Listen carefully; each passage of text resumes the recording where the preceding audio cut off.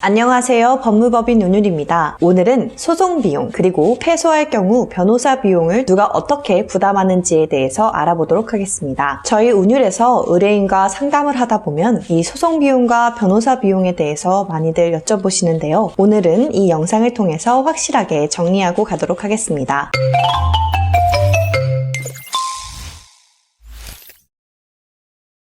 먼저 소송 비용이 무엇일지 한번 생각해 보아야 하는데요. 쉽게 말해서 소송을 진행하는 데 발생한 비용을 말합니다. 소송이라는 것은 당사자들끼리 분쟁을 해결하지 못하여 최후의 수단으로 활용하게 되는데요. 법원이라는 공적 기관을 이용하고 경우에 따라서는 변호사나 전문가의 조력을 받아야 하기 때문에 비용이 발생할 수밖에 없습니다. 때문에 결국 이 소송 비용을 누가 책임지게 되는지에 대해서 문제가 생기게 되는데요. 우리 법률 체계에서는 이 소송 비용에 대해서 패소자 부담이라는 원칙에 따라서 처리를 하고 있습니다. 소송 비용의 가장 대표적인 것들을 살펴보면 가장 먼저 인지대 송달료가 있습니다. 인지대란 법원을 이용하는 최소한의 수수료를 말하고 송달료는 말 그대로 우편비입니다. 인지대는 소를 제기하면 이 소가라는 것에 따라서 금액을 측정하게 됩니다. 소가는 쉽게 말해서 이 상대방에게 청구하는 금액을 말하는데요. 그 달라고 하는 돈의 액수가 소가가 되는 것입니다. 부동산의 경우 공시지가의 기준으로 소가가 산출되게 되는데요. 만약 소송을 진행하다가 감정이 필요한 경우가 있는데요. 예를 들어 부동산 시세가 얼마인지 감정을 한다거나 어떤 물건이나 부동산에 대한 하자가 존재하는지 또는 공사가 어느 정도 기성고로 진행 중인 것인지 등 여러 감정들이 존재할 수 있습니다. 이때 감정을 신청한 자가 이 감정료를 지급해야 하는데요. 감정의 종류에 따라 다르겠지만 이 감정비도 상당히 비싼 편에 속합니다. 몇백 수준의 난이도에서 감정을 유하는 경우 1,000만 원대의 감정료가 산정되는 경우도 있습니다. 또한 이 감정료는 나중에 이 소송 비용으로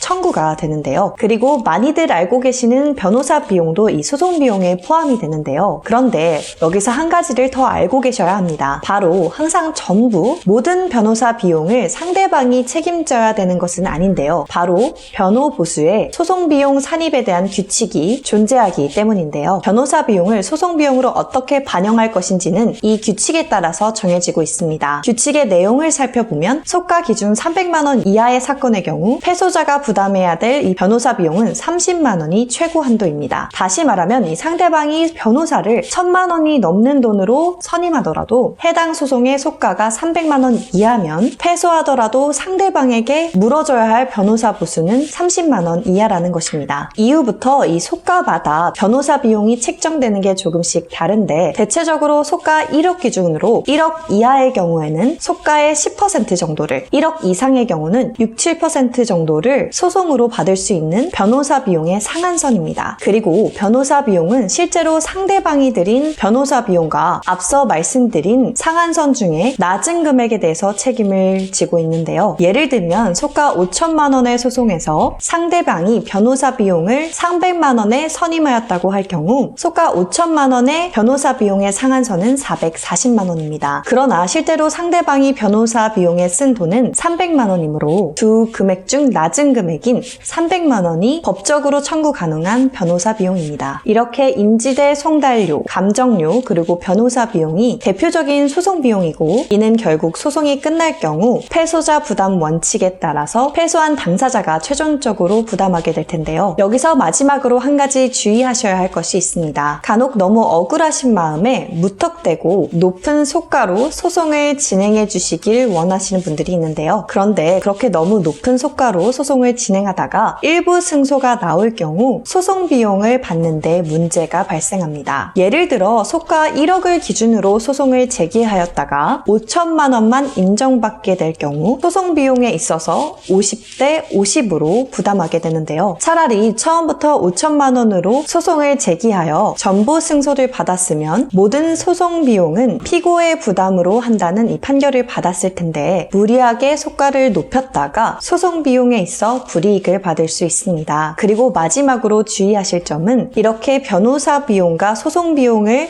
상대방에게 전가할 수 있는 것은 아직 민사소송에 한해 가능하다는 점도 생각해 보셔야 합니다. 오늘은 이렇게 소송 비용과 패소할 경우 이 금액에 대해서 누가 책임져야 하는지에 대해서 알아보았는데요. 오늘 오늘 영상도 유익하셨다면 좋아요와 구독 부탁드립니다. 그럼 다음 시간에는 더 좋은 내용으로 돌아오겠습니다.